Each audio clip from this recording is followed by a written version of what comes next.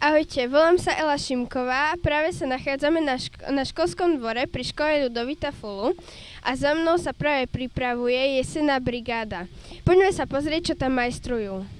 Školské brigády už organizujeme dlhšie, už je to taká tradičná akcia a našim cieľom je jednak niečo urobiť, opraviť, zveľadiť, ale druhý cieľ je vytvárať takú školskú komunitu, žiaci, učitelia a rodičia.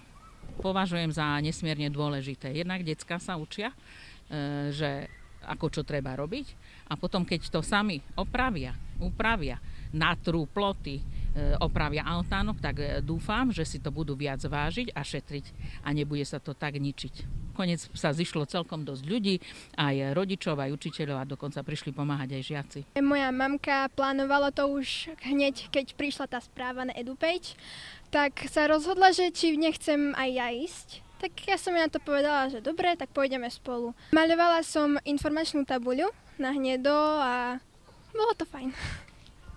A ak by sa konala aj budúci rok, prídeš? Určite áno, rada pomôžem.